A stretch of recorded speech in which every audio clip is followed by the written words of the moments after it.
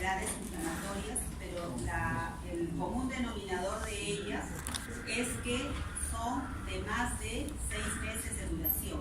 Eso habla la cronicidad. También es importante ver que están estas enfermedades inflamatorias hepáticas caracterizadas porque ya hay lesiones necroinflamatorias y clínicamente pueden ir desde pacientes que por otro motivo acuden a la consulta, asintomáticos, digestivos, hasta la insuficiencia hepática y la muerte, ¿no? Etiológicamente, ¿cuáles son las causas de estas hepatitis crónicas? Recordemos nosotros que en nuestro país hay zonas endémicas de hepatitis B y allí es una de las principales causas. También puede producirse estas hepatitis crónicas por virus D y por virus C. Si encuentran alguna pregunta en el ENAM que habla de hepatitis A, que da hepatitis crónica, definitivamente no lo es. Las causas autoinmunes nos hablan de hepatitis crónicas autoinmunes y también puede ser la inducida por drogas de larga duración, un tratamiento largo con algunos fármacos y también secundaria enfermedades metabólicas como fibrosis quística, deficiencia de alfa-1 antitripsina, enfermedad de Wilson. En Argentina, por ejemplo, sí se ve esta fibrosis quística con más frecuencia, ¿no? Lo que no, en algún congreso que acudía ya presentaba mucha casuística sobre esta causa. Cuando escuchen ustedes de actividad histológica, es aquella que tiene algunos índices, se va a hablar de índices de actividad histológica, se creó por la necesidad de monitorear la respuesta de la terapéutica que se va a dar a estas pacientes con hepatitis crónica, ¿no? Eso estimula la creación de todo un sistema de puntuación de la actividad necroinflamatoria de la fibrosis y eso pues se conoce como índice de actividad histológica.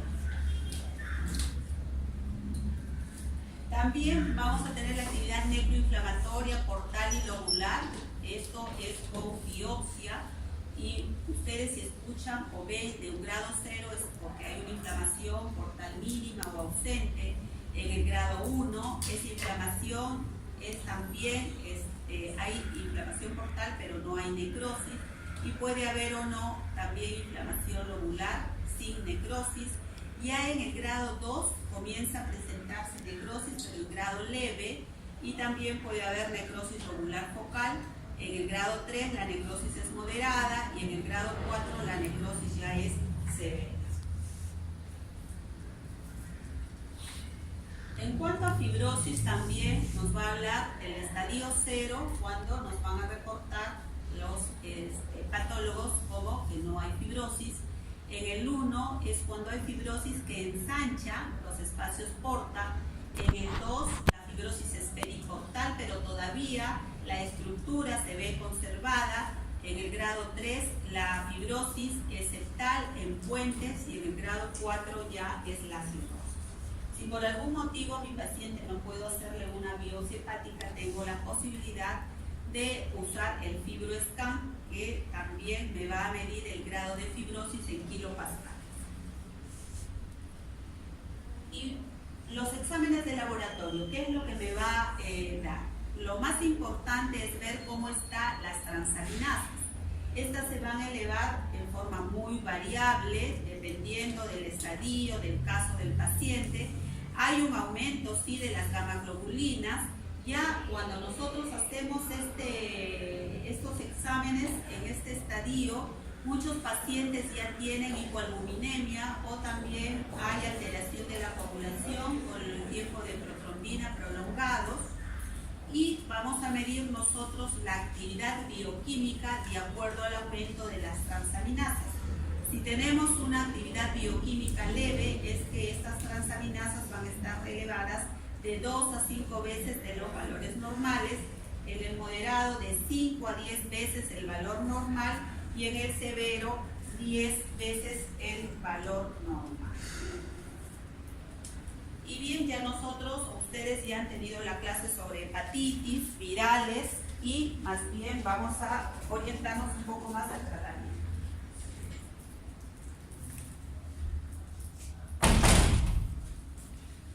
Recordemos nosotros que en lo que es la hepatitis, en las enfermedades virales de este ciclo, hay una asociación ya importante de las hepatitis B con el HIV y también con la hepatitis C. La prevalencia ha ido aumentando y la mortalidad, por lo tanto, también. Y lo bueno es que para la hepatitis B por lo menos hay vacuna, pero no para las otras enfermedades virales, que son los grandes virales más importantes en este siglo XX. En nuestro país, ¿no?, se encontró que la mortalidad, pues, por estas enfermedades digestivas viene a ser la cirrosis, una segunda causa, el hepatocarcinoma también ha ido incrementándose, y la prevalencia de hepatitis C, de hepatitis crónica B y C, va en ascenso en los hospitales.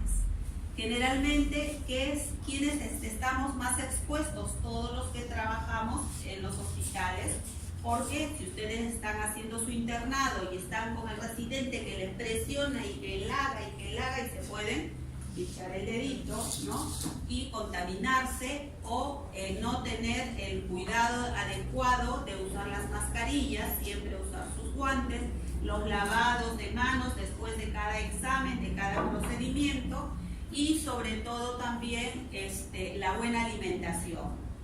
Cuando estén haciendo su internado tienen que tener bastante cuidado con alimentarse, adiós a la dieta, adiós a las, ¿cómo se llama?, a no desayunar, tienen que estar con su buen desayuno, almuerzo, cena, para que sus defensas estén adecuadas y puedan soportar no solamente todo el año de esclavitud, sino también las enfermedades con las que se van a ver expuestos, ¿no? Los hemodializados, ya conocemos muy bien que hasta hicieron en el hospital Revalidad, hicieron juicio en otros hospitales por contaminación de hepatitis B y C de estos pacientes que se hemodializaban, y también porque y también se ve que hay un costo elevado en lo que es las cirugías, trasplantes hepáticos, que hace difícil acceder en nuestros pacientes que puedan necesitar. Entonces, ¿para qué nosotros tendríamos que tratar estas hepatitis? Para evitar que vayan a una cirrosis hepática. Por lo tanto, si van a ir, pueden ir a una cirrosis o pueden ir también a un hepatocarcinoma. Evitar, por lo tanto, la muerte de todos estos pacientes y evitar la propagación también de la enfermedad, ¿no? Si hablamos de hepatitis B crónica, recordemos nosotros que hay muchos portadores, pues más o menos son 400 millones de portadores crónicos. Me da calor cuando hablo de esto. Y tenemos nosotros más o menos de un 15 al 40% que van a progresar a una cirrosis o un hepatocarcinoma, y miren ustedes cuánto van a morir al año, y eso ha ido un poco en aumento. En nuestro país, en este cuadrito vemos dónde son las altas incidencias, ¿no?, de esta hepatitis crónica. Por lo tanto, Ayacucho es importante recordar en la anamnesis, cuando nuestros pacientes preguntemos de dónde proceden, recordar los sitios de más prevalencia, ¿no?, donde haya más endemicidad. Y la historia natural de la infección por virus de la hepatitis B va a ser la siguiente. Se infecta con el virus. Por suerte, un 75% va a tener hasta una infección subclínica, como un malestar general, como un resfrío, ¿no?, que va a permitir que se recupere. Un 25% va a ir a una hepatitis aguda, y de allí pueden ir a una infección crónica de un 5 a un 10%. Las hepatitis fulminantes, por suerte, son lo más mínimo, el 1%, y por lo tanto pueden ir a una muerte segura. Un 99% después que hagan la hepatitis aguda puede ir a la recuperación. criterios diagnósticos para estas hepatitis crónica. Primero tengo que tener mi antígeno de superficie del virus B presente por más de 6 meses. Esto entra en los criterios que ya habíamos mencionado adelante sobre la definición. Que haya altos títulos del ADN del virus de la hepatitis B sérico, que haya que las transaminasas se eleven persistentemente o en forma intermitente y que los cambios histológicos, lo que ya hemos mencionado también adelante, correspondan pues a estos de este tipo de hepatitis crónica. Pero también vamos a tener algunos factores que van a influir en la historia natural. ¿Qué es lo que me va a predecir, ¿no?, que progrese la hepatitis crónica a una cirrosis? Si la replicación del virus B es muy persistente, si hay una actividad histológica severa y si hay múltiples infecciones virales. De repente no es solamente la B, sino se ha contaminado también de la C o tiene el HIV también asociado. ¿Y qué es lo que me va a predecir que esta hepatitis B crónica se va a ir a un hepatocarcinoma? Si es que lo adquiere en edad muy joven, ¿no?, a veces en el canal de parto o muy de niños, en las zonas muy endémicas. Vemos nosotros, por ejemplo, en las fotos muchos de la selva de niñitos con gran barriga, con su circulación colateral, etcétera, y a veces no solamente por desnutrición, sino también porque ya están haciendo un daño hepático. El sexo masculino también, ¿no?, es un factor importante. El consumo de alcohol, por eso estos pacientes se les recomienda mucho que suspendan el alcohol. Hasta es importante cuando ya se van a acceder a un tratamiento que se comprometan definitivamente a dejarlo, porque si no, no va a haber ninguna mejoría, y que haya coinfección con el virus de la hepatitis C, ¿no? Entonces, si la progresión a cirrosis depende mucho del DNA viral, ¿no?, y mientras más va a ser también más probabilidades de que vaya una cronicidad.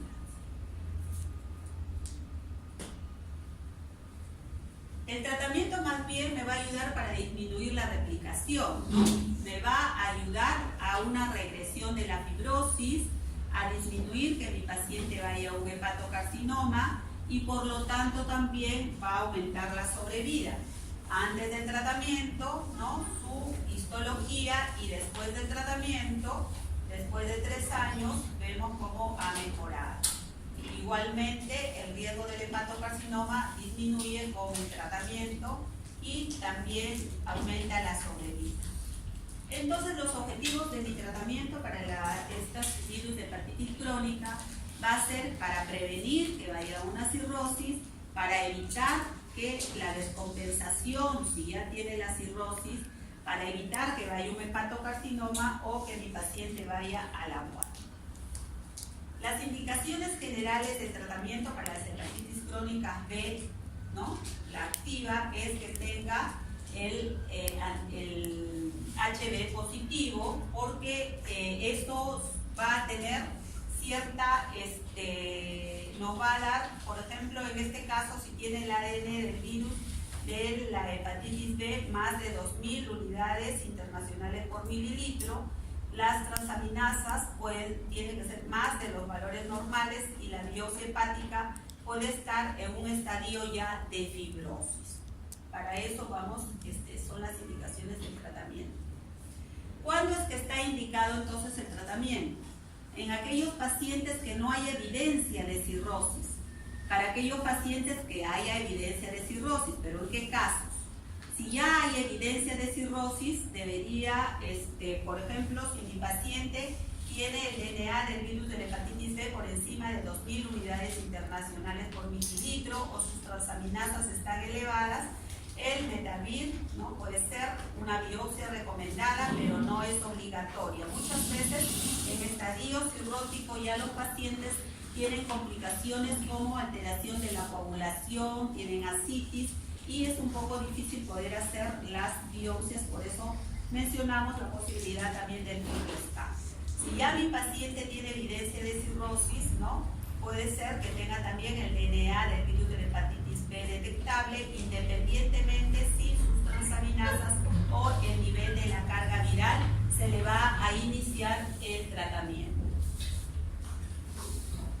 Desde ya el 2008 hay fármacos ya que están aprobados y hay muchos más últimamente que se están aprobando. El único tema es los precios, ¿no? Cada vez estos tratamientos se hacen más elevados.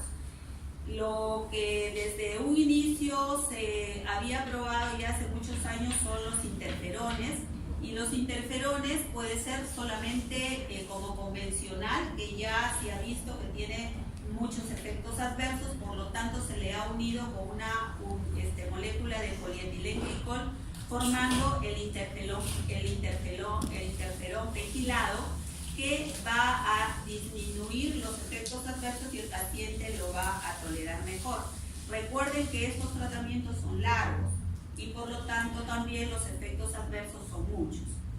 Entre los 5 análogos nucleósidos tenemos, por ejemplo, entre la lamivudina, el entecavir, la telmivudina, como lo que son los nucleósidos y los nucleótidos, el aripiprazol y el tenofovir.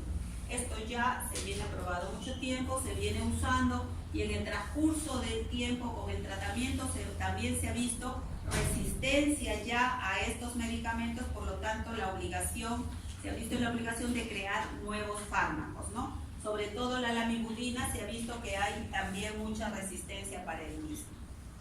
Entonces, si nosotros vemos cuáles serían las fortalezas, las debilidades de estas drogas, el interferón es que la duración es finita, no hay resistencia, hasta ahora no se ha encontrado resistencia con los interferones, ¿no? Más pérdida del antígeno E del virus de la hepatitis B, el HE, y el HB, y más pérdida también del antígeno de superficie.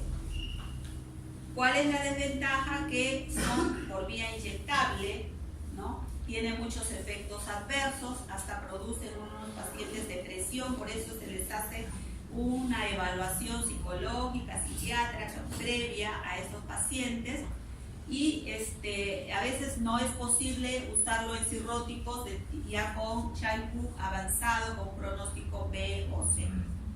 Los nucleótidos o nucleósidos sí también tienen la ventaja que se da por vía oral, sus efectos adversos están disminuyendo, ¿no? Pueden ser también usados en los pacientes ya que tengan pronóstico como de Child B o C, y las desventajas son que el tratamiento va a ser indefinido, muchas veces depende de cómo sea la respuesta del paciente. Va a haber menos pérdida del antígeno E de la hepatitis B y menos pérdida también del antígeno de superficie. Hasta hace algún tiempo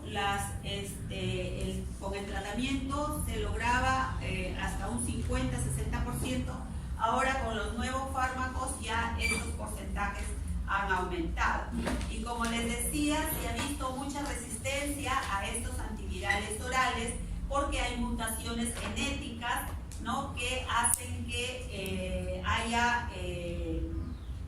haya resistencia ya a este tratamiento.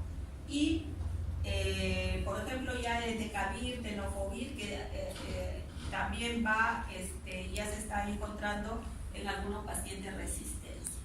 Entonces las metas operativas de mi tratamiento antiviral es que con mi terapia yo haga que el antígeno de superficie se pierda y esa aparición sea sostenida, ¿no? Eso es mi meta ideal.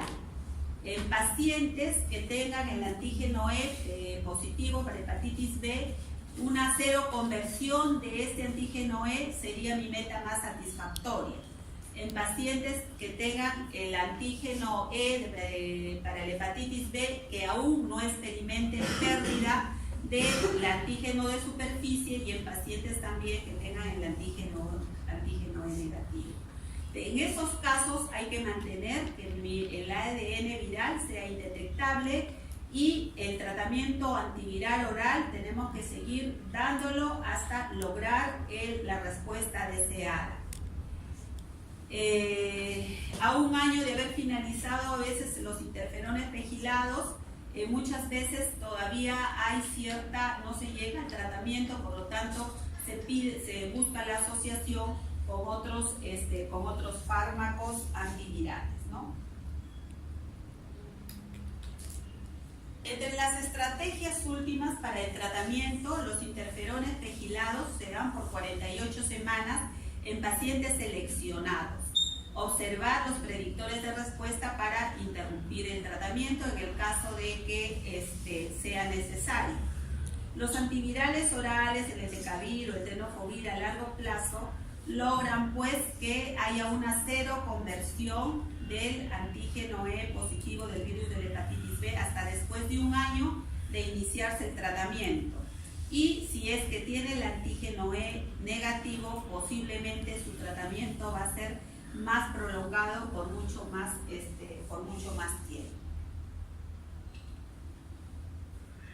Entonces, ahora justamente todo este día está en el Congreso de Gastroenterología sobre todos estos temas, trayendo últimas novedades. No he podido ir por esta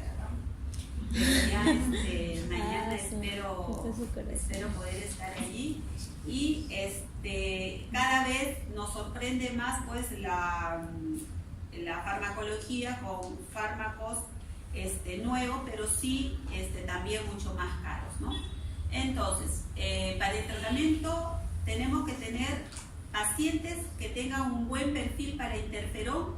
Son aquellos pacientes jóvenes, aquellos pacientes que tengan el antígeno E positivo, aquellos pacientes que tengan sus transaminasas más de 3 veces de los valores normales, el DNA menos de 10 a las 7 unidades internacionales por mililitro y que tengan el genotipo A. En estos casos van a tener pues una mejor respuesta, se inicia con los interferones, ¿no? Sobre todo el pegilado, si no hay ninguna contraindicación, y se espera las 48 semanas. Si no hay una respuesta viral sostenida, que se refiere a que persista la cero conversión en el tiempo, entonces podríamos usar nosotros nucleócidos o nucleótidos de alta potencia y que tengan buena barrera genética, como lo que hemos mencionado anteriormente. Pacientes sin buen perfil para interferón son aquellos que tengan el antígeno E negativo, aquellos que tengan el antígeno E positivo, pero que tengan transaminasas bajas o el DNA alto, pacientes que estén descompensados, que tengan un Child-Pugh B o C y que tengan enfermedades asociadas. En ellos ya no se inicia con interferón, sino directamente se van a los nucleótidos o nucleósidos. En la hepatitis crónica C, esta hepatitis, ¿por qué es un mayor problema? Porque pacientes aparentemente sanos pueden ser portadores de esta hepatitis C. Hay 170, 200 millones de portadores en el mundo, ¿no? Miren ustedes cómo en nuestro país también, en Sudamérica también hay una incidencia importante. En nuestro país igual hay zonas también con prevalencia importante. Y recordemos un poco de cómo es la historia natural. Un 85% que tengan este virus de la hepatitis C que se contagie, a diferencia de la B, que va a haber una revisión mayor, acá un 15% nada más va a haber una revisión espontánea. La mayoría va a ir a una infección crónica, un 20% a una cirrosis descompensada, a un hepatocarcinoma y la muerte. Entonces, por eso es que esta hepatitis C es mucho más complicada que la B. ¿Y cómo es que yo voy a diagnosticar? Que haya la presencia del anticuerpo de la hepatitis, del virus de la hepatitis C que sea positivo, que hay la determinación de la carga viral por el método de reacción en cadena de polimerasa sea positiva, que se eleven las transaminasas 1.5 veces el valor normal como mínimo, especialmente la TGP, en 3 oportunidades durante un periodo de 6 meses. Entonces, que haya una persistencia en la elevación de las transaminasas y esto dure por más de 6 meses. Muchos pacientes ahora están acudiendo a la consulta porque se hacen su chequeo y les encuentran elevaciones de estas transaminasas. En esos pacientes no tratarlos muy alegremente como hígado graso, como esteatosis hepática, sino buscar un poquito en los antecedentes porque se nos puede estar pasando alguna hepatopatía crónica. La biopsia hepática es importante con el objetivo de determinar el grado de inflamación y el estadio de la fibrosis, pero no siempre en todos los pacientes en el 100% se le va a poder realizar. Y así como en la hepatitis B hay factores que van a influir en su progresión, igual en esta hepatitis C. El sexo masculino, que haya infección a edad temprana, igual forma, que ingiera alcohol, que su estado inmunológico esté venido a menos y que haya coinfección con virus de la hepatitis B y el HIV. Y los factores virales, esto recuerden porque van a hacer preguntas en la progresión, que tengan el genotipo 1B, que tenga una alta carga viral o, por lo tanto, también como hay muchas cuasioespecies, ¿no?, que vienen siendo descubiertas, por eso tampoco no es posible hacer una vacuna para este tipo de hepatitis C. Hemos hablado de respuesta viral sostenida, de algunos términos que hay que definir para tener más estar más claros, ¿no? El grado de severidad nos da el estadio de la fibrosis. La respuesta virológica es cuando el RNA del virus de la hepatitis C no es detectable al final del tratamiento. Entonces yo puedo pensar que si ya no es detectable, entonces ya curé a mi paciente.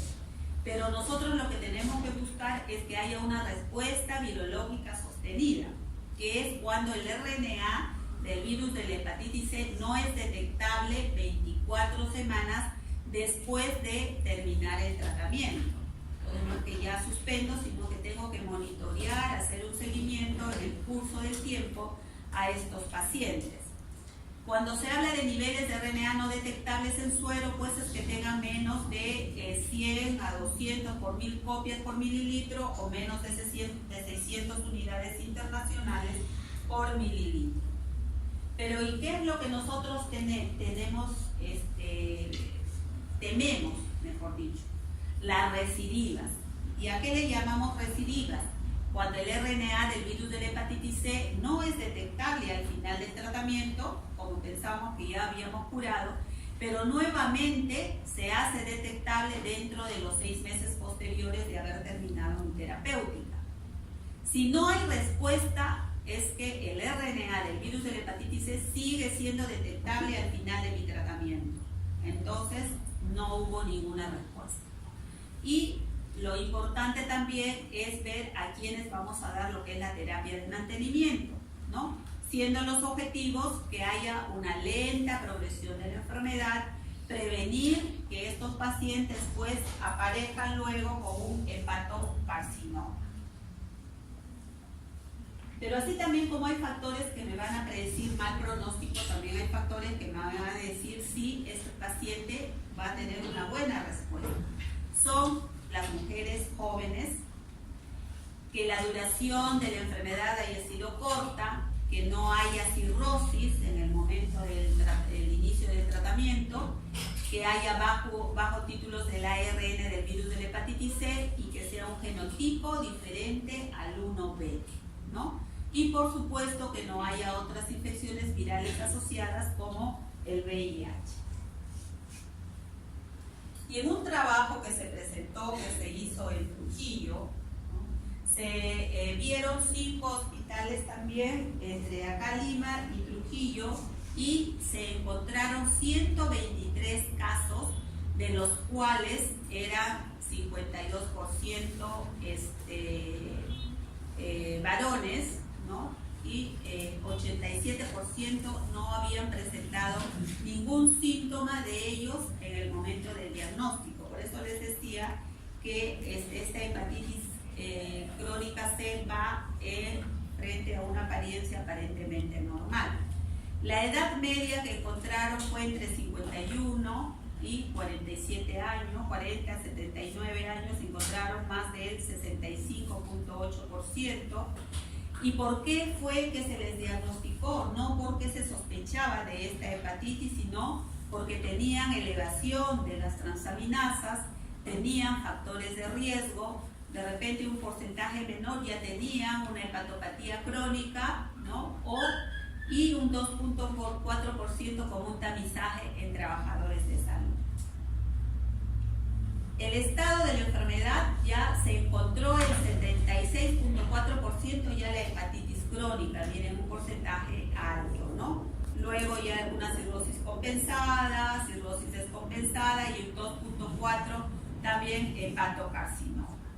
¿Cuáles fueron los factores de riesgo que se encontraron en estos pacientes para que hayan desarrollado esta enfermedad? Cirugías mayores porque necesitaron transfusiones, los procedimientos invasivos y a la cabeza las hemodiálisis, entre sus hábitos sexuales, promiscuidad, ¿no? Cambiar mucho de parejas no conocidas. Trabajadores de salud, miren, son un 6.5%, importante, y esto nos llama a nosotros la atención y nos pone en alerta para la prevención, evitar los contagios, la quimioterapia, el uso de drogas, y también en 1.6% hubo una asociación ya del HIV con la hepatitis C, y en un 5% se encontró también coinfección de virus de la hepatitis B con el virus de la hepatitis C, ¿no? Es un trabajo muy interesante.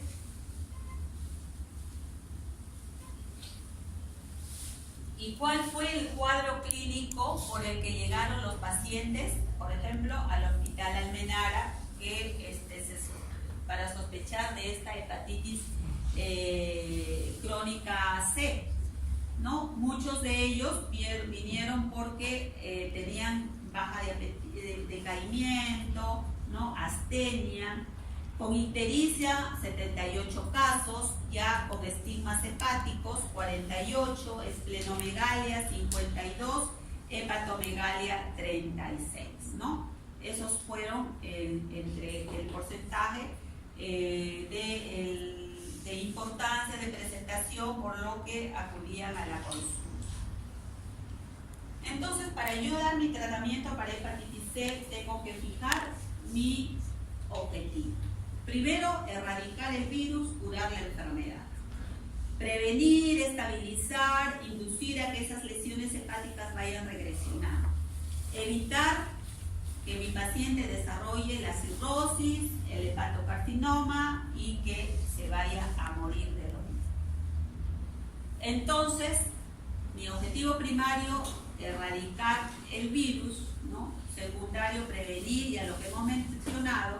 Y mi meta operativa es obtener la respuesta viral sostenida, que ya hemos mencionado qué cosa es esta respuesta viral sostenida. Que la carga viral de mi virus de hepatitis C será indetectable 6 meses después de la última dosis del tratamiento, ¿no? Las indicaciones generales de tratamiento: que hay una hepatitis C activa, que tenga sus transaminasas elevadas, que haya el ARN del virus de la hepatitis C elevado, que haya necroinflamación. Ya hemos visto al inicio lo que es los estadios de necroinflamación, de fibrosis, ¿no? Y la biopsia hepática cuando encuentren actividad viral que no esté muy clara, cuando se desee descartar que haya algunas hepatopatías asociadas, para establecer los grados de fibrosis y pronóstico de la respuesta viral. No es indispensable, pero es muy recomendable. Y estas biopsias hepáticas se pueden hacer por vía, forma percutánea, guiadas por ecografía, pueden hacerse también mediante ecoendoscopía y teniendo pues todos los cuidados para evitar las complicaciones que pueden ser hematomas, hemorragias en estos pacientes. En 117 casos que tuvieron en el Almenara, 58% de los mismos alcanzaron una respuesta viral sostenida y un 42% no alcanzó esa respuesta viral sostenida. 11% suspendieron el tratamiento por problemas administrativos, etc. y abandonaron el tratamiento, no hubo adherencia al mismo y se perdieron un porcentaje también. Entonces vean cómo todavía, a pesar de que todavía, digamos, no hay un porcentaje muy elevado de éxito, ¿no? Pero con los últimos avances ya esto está aumentando. Hay nuevos esquemas terapéuticos para mejorar justamente esta cura de estas hepatopatías crónicas, y son las terapias triples o las terapias duales, en los cuales se asocian los interferones con inhibidores de proteasa, con la ribavirina, para lograr mejorar el porcentaje de curación. A quienes vamos a, primero hay que hacer una evaluación pretratamiento. Si es alcohólico, que vaya con el psiquiatra para que le dé apoyo para dejar de tomar. Si tiene ansiedad, depresión, igual tiene que hacer sus tratamientos previos, porque el tratamiento va a ser largo y con una inversión tan alta se necesita pues que el paciente esté colaborando al 100%. Las evaluaciones hay que hacer diagnósticas, decidir el tratamiento, quiénes tratar, a quiénes no, ¿no? Pedimos nosotros sus transaminasas, los anticuerpos del virus de la hepatitis C, su RNA del virus de la hepatitis C, un hemograma completo, cómo está la coagulación, cómo están sus plaquetas, ver la creatinina, porque muchos de ellos también alteran la función renal, la glucosa. Veamos nosotros también exámenes de descarte de problemas tiroideos, si no tiene asociación con virus de hepatitis B y C. Y la decisión del tratamiento lo va a dar de acuerdo al RNA del virus de la hepatitis C, al genotipo viral que tenga, si hay polimorfismo, cómo está la fibrosis, si la biopsia hepática es un F2, si hay un fibrotest F2 o un fibroscan 7.6 kilopascales, ¿no? Entonces tenemos nosotros varias apoyo del laboratorial, ecográfico, fibroscan, etcétera, inmunológico, para ver a quienes vamos a iniciar el tratamiento. Tenemos entre la terapia el telaprevir, ¿no? Que se da cada 8 horas con alimentos. La ventaja es que no requiere refrigeración como los interferones, la duración será 2 semanas para todo tipo de pacientes, ¿no? Y el Boceprevir, que viene de 200 miligramos cada 7 a 9 horas con cada comida, sí requiere refrigeración, más o menos en 2 a 8 grados centígrados, y la terapia puede ir de 24, 32 o 44 semanas también. Hay algunos alimentos que se recomiendan, pero no es totalmente al 100%. Lo importante es que tenemos medicamentos como el telaprevir, el Boceprevir, que lógicamente son más caros que los mencionados anteriormente, ¿no?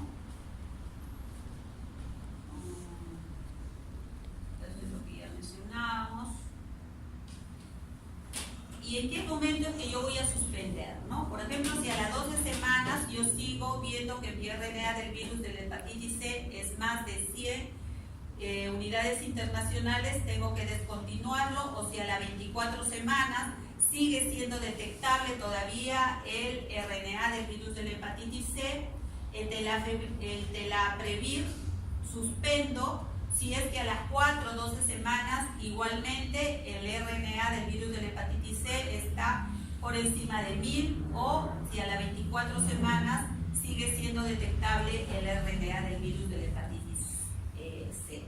Entonces estos pacientes, como ven, van siendo monitoreados, van siendo controlados, y hay que ver a quiénes es que se le continúa, en quiénes está fallando y a quiénes se le va a suspender. También hay algunos, para la terapia triple en cirróticos, hay algunos factores predictivos de que va a haber complicaciones severas si sus plaquetas están por debajo de 100.000, si la albúmina está por debajo de 3.5, eso va a dar más complicaciones con el tratamiento. Los efectos adversos que vamos a encontrar en estos pacientes son desde los tipos hematológicos como anemias, neutropenia, trombocitopenia. Muchos dejan también la terapia porque presentan un rash tan generalizado y tan severo que no mejoran ni con antihistamínicos, o también puede presentarse el prurito anal, ¿no? Hay terapias futuras, ¿no?, que van desarrollándose y a muchos de ellos, como les mencionaba, están en nuestro país. Tenemos nosotros, por ejemplo, algunos que tienen la asociación con los interferones, otros sin interferones, el Simeprevir, Sofosbuvir, Daclastavir, Maniprevir, etcétera. Son los Buvir, los que mencionan ahí, ¿no? Son nombres, bueno, que pueden, pero no es necesario tampoco que lo memoricen, ¿no? Y la ventaja es de que con todos estos avances, ¿qué es lo que se está tratando? ¿Qué es lo que se está pensando? Porque el porcentaje de mejoría va incrementando de un 40 a un 60 que había antes, hasta más del 80%. Entonces se está pensando que si de repente para el 2025 ya erradicaremos totalmente esta infección con el virus C con los medicamentos mencionados.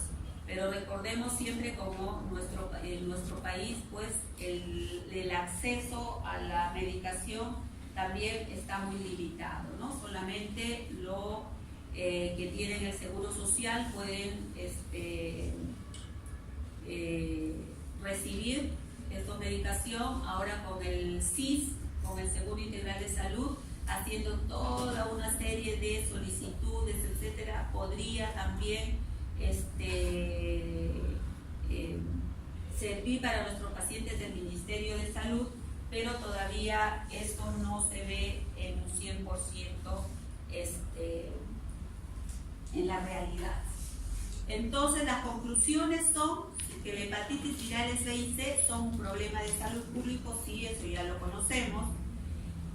Lo mejor es la prevención. Esto es mucho más efectivo que tengamos pacientes que no puedan acceder ni a medicamentos tan caros. Entonces es mejor desde nuestro punto de vista, desde alumnos como ustedes, prevenir, ¿no? Siempre prevenir y estar también en los familiares, en los conocidos, siempre tratando de que se vacunen para la hepatitis B, que tengan los cuidados si van a recibir transfusiones sanguíneas, etcétera.